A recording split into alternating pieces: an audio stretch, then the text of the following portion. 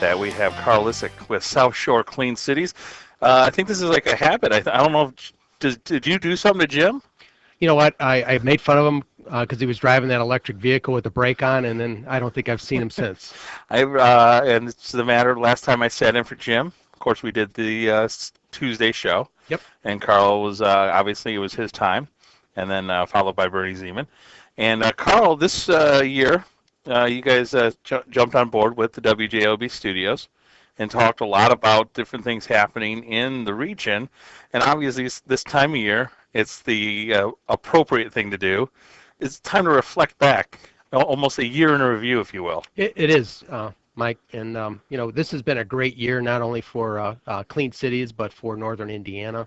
And just to remind the listeners what we are a Department of Energy group, and our goal here in Northern Indiana is to reduce our dependence on foreign oil. So we promote all of the alternative fuels. We're fuel neutral, and we work with organizations, whether anybody that drives a vehicle, that is our partner. And so we're just trying to work on different aspects here in Northern Indiana to reduce this dependence on foreign oil, help with air quality improvements, and then be a resource for organizations, working with car dealerships, working with the municipalities, working with businesses as they attempt to learn more about these alternative fuels, looking at tax incentives to new models as they become developed, looking at new technologies as they come to Northern Indiana, different things that these organizations can do. So it's been a great year, and I just kind of wanted to highlight and thank some of the people that have supported Clean Cities here in Northern Indiana. And again, as a not-for-profit, I just wanted to give a shout out to our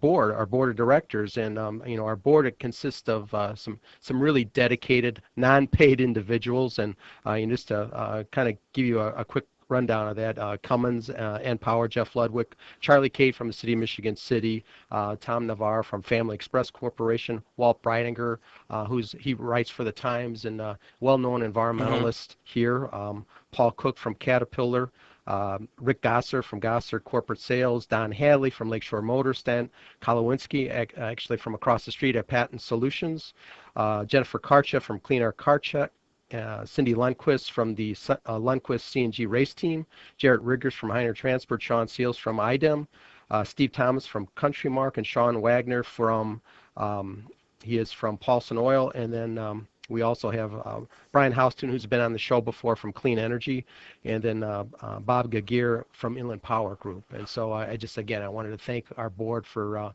helping us in some of the things that we're doing, and then also to give a shout out to our great staff. And it's a year on reflection, and just to kind of highlight some of the great things that have occurred here in Northern Indiana is we brought electric vehicles here, Michael, to Northern Indiana. Well, before we get back into that, let me just go back to the board of directors and all that stuff. Obviously, there was a big theme with that.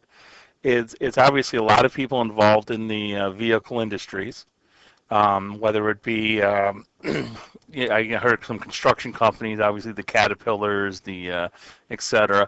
And I think last time we talked about just the importance of the companies out there, not only about saving some money. Obviously, with anything with energy, it sometimes has that initial fee. But these companies are obviously looking maybe at the bottom line of trying to reduce the amount of money on oil, or even some of these engines that run on maintenance on some of these oil-type machines. Obviously, we've all looked at our own engines on our cars. Absolutely, and again, I think what we're just trying to do is educate people on basically what technologies are available. Again, as you mentioned, I'm very proud of a lot of the things that have occurred here in Northern Indiana.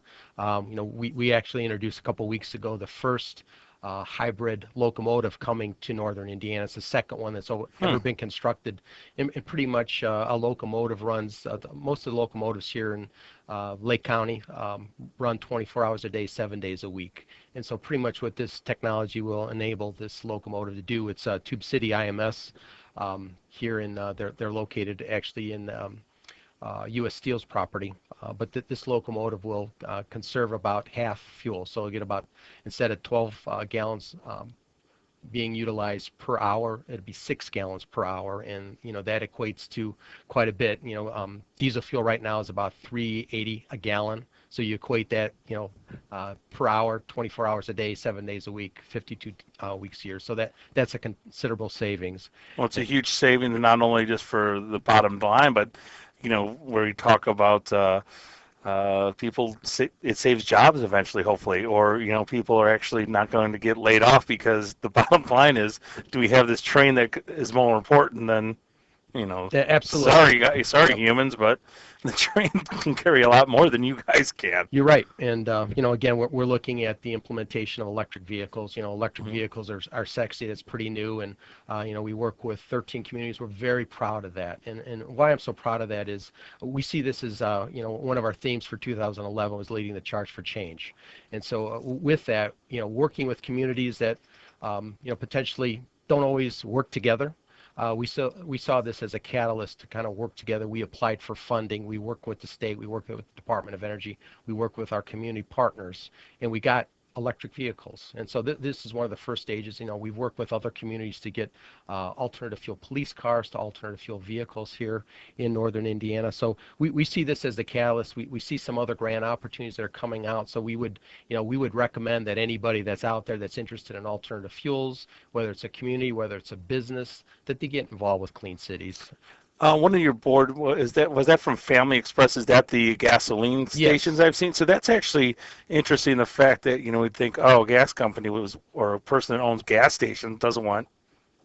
Well, No, I don't want right. electricity. Obviously, they're going to get ports, and you can charge per usage wattage out of your place. But it's interesting to know that he's looking at bottom line too. Is let's try to get get on this on board early, so maybe your properties can get involved with the electrical thing. So it's cool to see that it's an open-minded thing of like, let's look for alternatives as opposed to no, we're going to keep gas so I can constantly have the gas machine. Well, and that's what we're seeing with our community partners, with our business partners. They're looking at all these different alternatives that are available. And again, just because it hasn't happened in northern Indiana or we haven't heard much about it, the purpose of us, coming on your show, Michael, is really to educate people in regards to what's going on.